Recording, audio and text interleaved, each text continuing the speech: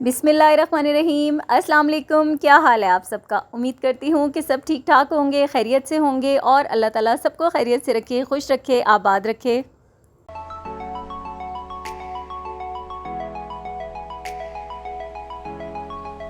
आज की वीडियो आपके साथ शेयर कर रही हूँ। वीडियो पसंद आए तो प्लीज़ वीडियो को लाइक ज़रूर कर दीजिएगा और उसके साथ साथ जिन लोगों ने चैनल को अभी तक सब्सक्राइब नहीं किया और वीडियो देख रहे हैं तो प्लीज़ चैनल को भी सब्सक्राइब कर लें। तो आज है मंडे का दिन, मंडे के दिन का व्लॉग है जो मैंने स्टार्ट किया मॉर्निंग में और अभी यहाँ पर बन रहा है ऑमलेट।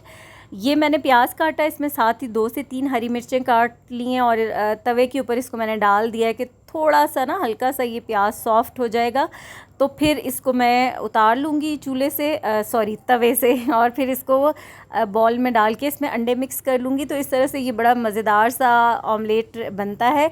और अभी जो है कुछ लोग अपने अपने कामों पे जा चुके हैं। इब्राहिम का भी स्कूल है और गर्मी इस कदर शदीद हो गई है। टाइमिंग तो स्कूल वालों ने चेंज किए हैं लेकिन उससे कोई ख़ास फ़र्क मुझे तो नहीं लगता क्योंकि गर्मी बहुत ज़्यादा है।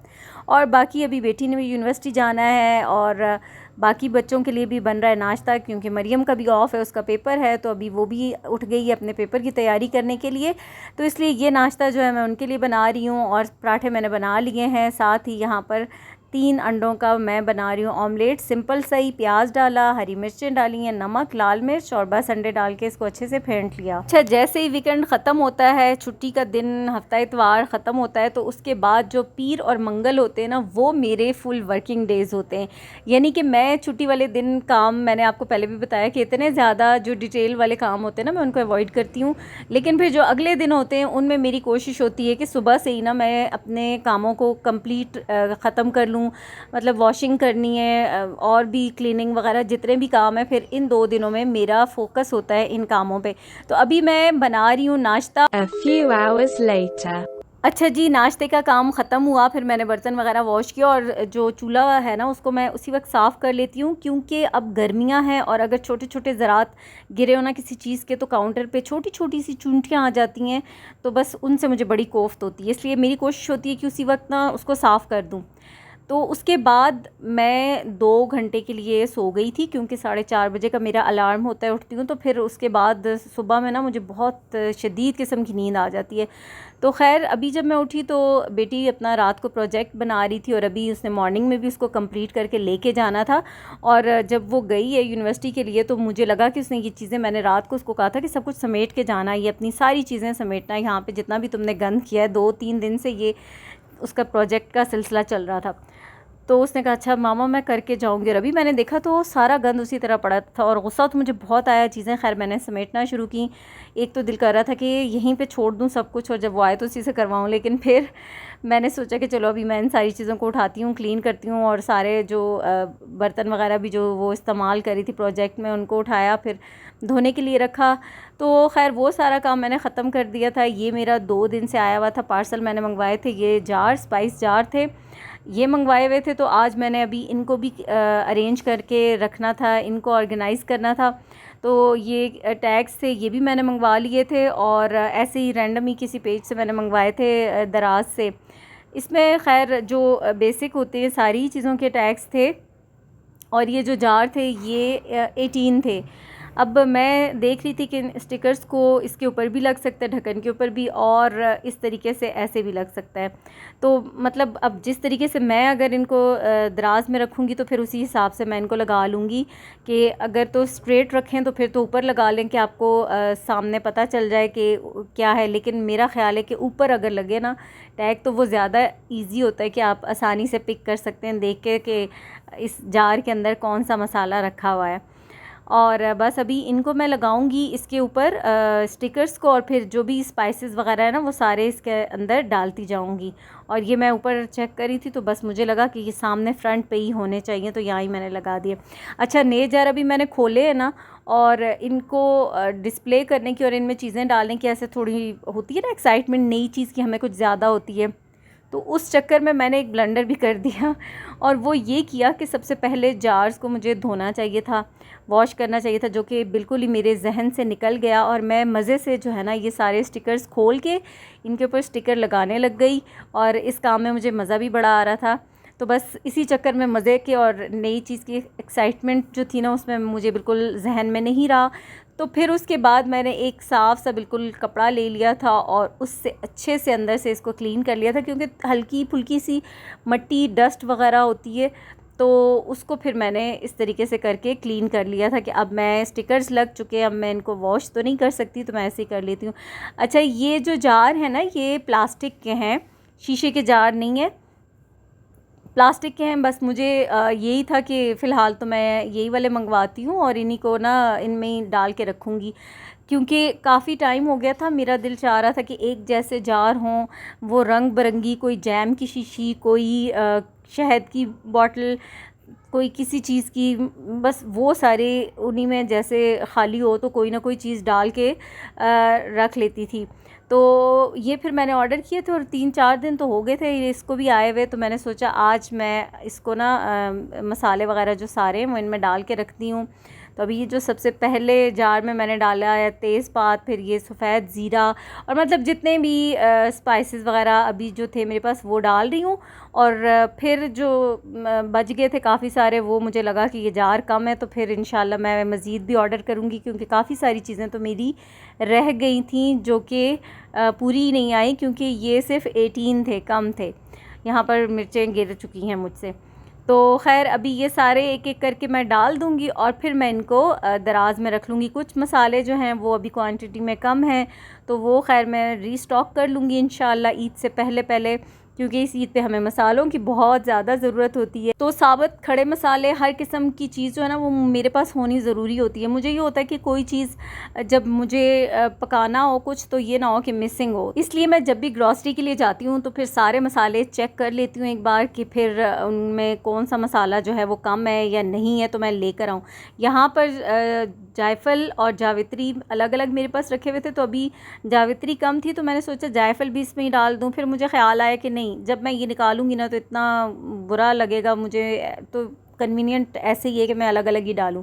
और ये देखें, ये रंग बिरंगी जार थे जो कि दराज भरा हुआ है। अच्छा, इस दराज में जो पहला वाला दराज है ना, मुझे सब ये सही बेहतर लगता है कि मैं स्पाइसेस यहाँ ही रखूं कि एकदम से मुझे आसानी होती है डालने में। इसके अंदर है ये चूल्हे का पाइप, गैस का जो पाइप है ना वो अंदर से कनेक्शन है, तो इसी के अंदर है। और बाज़ औक़ात फिर ना ये इसको खुलने में और बंद करने में भी थोड़ा सा प्रॉब्लम हो जाता है ऊपर चूल्हे की वजह से। अगर इसके ऊपर कोई बर्तन रखे हो ना, जैसे दोनों चूल्हे इस्तेमाल हो रहे हों, पतीले रखे हों, तो फिर ये दराज खुलने में थोड़ा सा अटकता है। तो इसलिए फिर मैं चाह रही थी कि एक जैसे जार हों जो कि साइज़ के हिसाब से भी ऐसे हों कि ये आसानी से दराज मूव कर सके। कोई छोटा बड़ा कोई इस तरह का जार ना हो, जो कि जैसे कि पहले आपने देखें जो मछली मंडी बना हुआ था दराज। तो खैर अभी ये जो थे ये सारे इक्वल साइज़ के थे और इनको इस तरीके से अब मैंने सारे में मसाले रख दिए हैं, तो इनको मैं इस तरीके से अरेंज कर लूँगी। और बाकी जो है फिर वो मैं दोबारा से मंगवा लूँगी, जो जो चीज़ें मेरी रह गई हैं तो फिर उसमें रखूँगी। वैसे अब इतनी इनकी यहाँ पे जगह भी नहीं है, क्योंकि इस जो पाइप है ना इसकी वजह से। बाकी ये जो दूसरी हर्ब्स वगैरह मेरे पास इटालियन हर्ब्स सारी, वो अपनी इन जो जार्स हैं ना जिनमें ये आती हैं उन्हीं में ठीक है, क्योंकि उनके ऊपर लेबलिंग भी हुई हुई होती है और वो उसका कोई इशू भी नहीं होता। तो यहाँ पर बाकी मेरे पास ये जो छोटी बॉटल्स में है, मीठा सोडा था और अजवाइन है, फिर काला नमक है, तो ये सारी चीज़ें अभी रहती थी जिनके लिए मुझे जार चाहिए थे एक्स्ट्रा। गर्मी इस कदर हो गई है कि ना आप किचन में काम कर रहे हो या वैसे भी, तो इतनी डिहाइड्रेशन भी हो जाती है और पसीना इस कदर आता है। तो अभी ना मैंने ये जो गुड़ का शरबत आपसे शेयर भी किया था, ये मैंने अभी बनाया है, ठंडा ठार मज़ेदार सा शरबत, और मैंने भी पिया और फिर बेटी को भी दिया, क्योंकि वो भी पढ़ रही थी। तो पढ़ते पढ़ते भी ना एनर्जी की भी ज़रूरत होती है, और ये इतना मज़े का लगता है, हल्का सा, मतलब बहुत ज़्यादा नहीं डालना होता है इसको, इतना फ्लेवरफुल और बहुत ही मज़े का, ये अंदर तक ठंडा हो जाता है। तो शरबत वग़ैरह हमने पिया, फिर मुझे अभी खाना भी बनाना था। तो यहाँ पर मैंने लिए हैं 2 लार्ज साइज़ के प्याज, लहसुन, अदरक, साबुत खड़े मसाले जितने भी हैं, 2 तेज़पात, इलायचियाँ, छोटी इलायची, लौंगे, दालचीनी, बस यही वाले स्पाइसेस, इनको मैंने साथ ही डाल दिया ऑयल में। और ये मैं आज चिकन का शोरबे वाला सालन बना रही हूँ।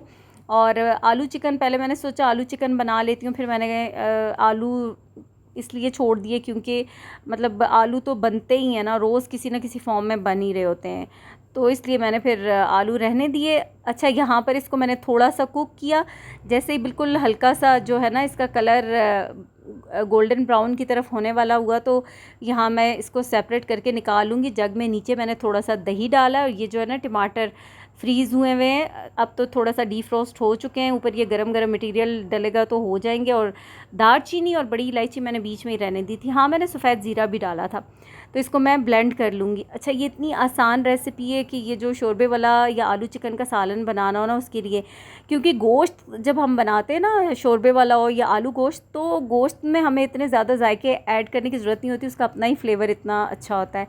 चिकन पे अगर शोरबे के साथ बनाना हो तो ज़्यादा मेहनत करनी पड़ती है।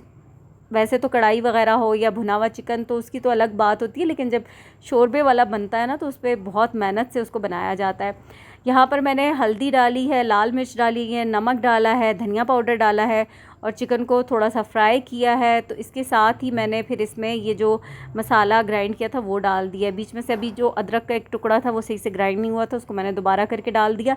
अच्छा, मैंने आपको मसाले बता दिए थे, 2 तेज़पात भी डाले थे। अब ये जो मसाला है ना इसकी बहुत अच्छे से भुनाई होगी। इसको ढक्कन में ऊपर दे दूँगी क्योंकि ये उबल उबल के बाहर इसके छींटे पड़ेंगे। अब सारा जब पानी खुश्क हो गया, अच्छे से भुन भी गया चिकन, और जितनी देर में ये पानी इसका खुश्क होता रहा तो चिकन बहुत मतलब काफ़ी हद तक गल चुका है। अब सिर्फ अगर थोड़ा सा कसर रह गई हो 10% तो इतना ही, बाकी वरना चिकन जो है ना वो बहुत अच्छे से गल चुका है। अच्छा, इन कढ़ाइयों की एक बात ये है कि ये बहुत मैसी सी लुक देती हैं, साइड पे इतना ऐसे लग जाता है। बेशक आप उसको चम्मच से साथ साथ साफ़ करते रहें, लेकिन क्या होता है कि वो नॉन स्टिक में जैसे बिल्कुल क्लीन होती है वैसा नहीं होता। अभी इसके अंदर मैंने डाल दिया है पानी, जब उसकी अच्छे से भुनाई होगी लास्ट में इसी तरह से पानी डालने के बाद मैंने इसमें हाफ़ टी स्पून के जितना बस गरम मसाला पाउडर डाल दिया और इसको अब दम वाली आंच में मैंने पकने के लिए छोड़ा है तकरीबन 15 मिनट के लिए। मैंने पतले शोरबे वाला सालन इसलिए बनाया था क्योंकि मैं अभी सुबह से भी काम कर रही थी, मुझे अभी किचन के मज़ीद काम करने थे, तो मैंने सोचा था कि ना मुझे रात में कुछ भी ना बनाना पड़े। तो कभी कभी ये होता है कि बंदा ज़ाहिर अपनी वो भी देखता है कि आपको कन्वीनियंट क्या है, कि आसानी किस चीज़ में है। तो शोरबा कुछ ज़्यादा मुझसे पतला हो गया था, फिर मैंने सोचा कि बस ठीक है ऐसे ही रखती हूँ, अब मैं इसको नहीं खुश्क करूँगी। रोटी इसमें डाल के भिगो के खाने का अपना ही मज़ा है और इतना कोई मज़ेदार खुशबूदार ये सालन बना है ना। छोटी इलायचियाँ भी मैंने इसके अंदर साबुत डाली थी, 3 से 4, 7 अभी तंदूर की रोटियां हैं। और यकीन करें कि बहुत मज़े का इस तरीके से बनता है शोरबे वाला सालन, जो खुशबूदार और जायकेदार होता है। इब्राहिम भी स्कूल से आ चुका था, फिर खाना वगैरह सब ने खा लिया है, तो अब मैं बाकी के काम कर लेती हूँ। फिर उससे पहले मैंने शावर लिया, नमाज़ पढ़ी, तो फिर मैंने सोचा कि अभी फ़्री टाइम है मेरे पास, क्योंकि अभी दिन में मुझे और कोई काम नहीं था, तो इस काम को मैं कंप्लीट करती हूँ अपने कामों को।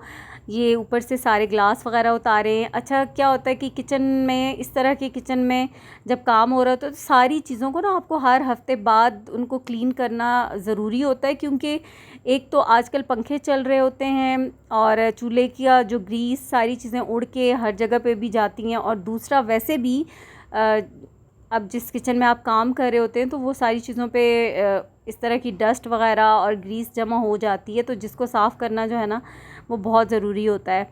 तो मैं बस अभी आज का मेरे जो काम थे ना वो यही था कि मैं किचन के सारे काम आज करूँगी, सही प्रॉपर से इसकी क्लीनिंग वगैरह जो कि करनी है वो करूँगी, और उसके बाद फिर नेक्स्ट डे में इंशाल्लाह बाकी के भी काम कर लूँगी।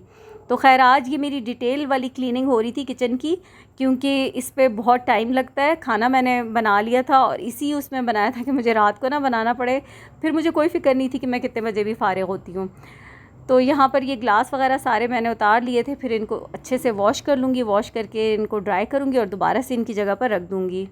जब डिटेल वाली क्लीनिंग हो जाती है ना जिस दिन, उस दिन वो दिन थोड़ा सा मुश्किल होता है कि आपका टाइम लगता है, लेकिन फिर उसके बाद हफ़्ता 10 दिन ज़हनी तौर पर इतना पुरसुकून रहता है ना इंसान, फिर उसके जहन पे कामों की कोई टेंशन नहीं होती कि फ़लाँ चीज़ गंदी है या ये वाली जगह मैंने साफ़ करनी है। बस ये तसल्ली होती है कि अब सब कुछ जो है ना वो साफ़ सुथरा है, क्लीन है। वैसे तो थोड़ा बहुत जो होता है वो साथ साथ चीज़ें होती रहती हैं, साफ़ होती रहती हैं, और मुझे ऐसे लगता है कि सब कुछ फैलावा डाल के सारा कुछ खोल के उस तरह से ना मुझे काम करना बिल्कुल भी अच्छा नहीं लगता कि पूरा किचन पहले मैं निकाल लूँ और फिर मैं उसके बाद साफ़ करूँ। तो मैं एक एक जगह को साफ़ करती हूँ। मतलब अगर यहाँ से मैंने अभी ग्लास उतारे हैं, मैंने उस जगह को साफ़ किया है, ग्लास धोए हैं, उनको सुखा के तो वापस रख दिया। इस चक्कर में क्या होता है ना कि अगर आपको कोई काम बीच में आ जाए, आपको काम छोड़ना भी पड़े, तो ऐसा नहीं होता कि आपने सारा ही किचन फैला लिया है और अब उसको समेटने के लिए ना आपको बहुत टाइम चाहिए। तो ये मुझे लगता है आसानी भी होती है और इस तरीके से क्या होता है कि फिर बहुत चीज़ें बिखरती नहीं हैं, सिमट भी जल्दी जाती हैं।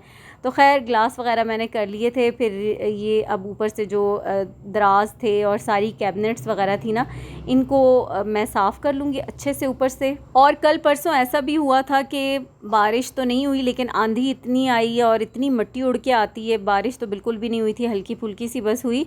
तो उसमें भी क्या होता है कि मिट्टी बहुत आ जाती है, हर जगह पर मिट्टी होती है। तो बस फिर इसलिए मेरी कोशिश थी कि मैं सारी चीज़ों को क्लीन कर लूँ। और वैसे भी होता है कि जब आप कोई एक काम करने लगते हैं ना, एक जगह को साफ़ करते हैं, तो फिर बस ऐसे होता है कि ये जगह भी साफ़ हो जाए, वो जगह भी साफ़ हो जाए, कोई चीज़ गंदी ना रहे।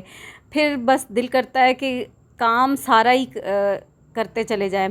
तो अभी मैंने बाकी जो जो साथ साथ कर रही हूँ वो आपको दिखा भी रही हूँ और बहुत सारी चीज़ें नहीं भी दिखा सकती क्योंकि काम में के दौरान कभी दुपट्टा उतार के काम करना पड़ता है, गर्मी इस कदर है। और कभी जो है वो जिस एंगल से आप अपने स्टाइल में काम कर रहे होते हैं तो फिर वो रिकॉर्ड भी नहीं हो सकती चीज़ें, हर चीज़, क्योंकि घर में हम जैसे काम कर रहे होते हैं वो ज़ाहिर है सभी को पता है कि कैसे घर में अपने स्टाइल में हर कोई काम करता है। तो फिर वो थोड़ा सा मुश्किल हो जाता है कि फिर आप दुपट्टे को भी प्रॉपर से मैनेज करना सारी चीज़ों को।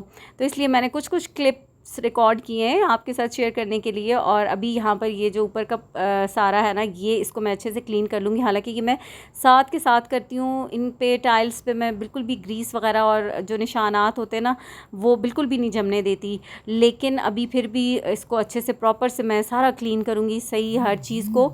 और ऊपर वाला एरिया सारा पार्ट जो है, जितनी भी ऊपर की कैबिनेट्स थी, कोई मट्टी, कोई जाला, कोई चीज़ भी जो थी ना वो बिल्कुल भी नहीं छोड़ूंगी। इसको पूरा आज किचन को मैं इंशाल्लाह क्लीन कर दूंगी। और क्योंकि इस वक्त मैं बहुत पुरसुकून होकर काम कर रही हूँ, अब इसके बाद मुझे कोई टेंशन नहीं है क्योंकि बच्चे स्कूल से आ चुके, खाना वगैरह खा चुके। तो ये वाला टाइम जो था ना मेरे पास बिल्कुल फ्री टाइम था। तो यहाँ पर मैंने डाइनिंग टेबल की चेयर रखी और ऊपर का भी जो सारा हिस्सा है ना उसको बहुत अच्छे से क्लीन करना शुरू कर दिया था।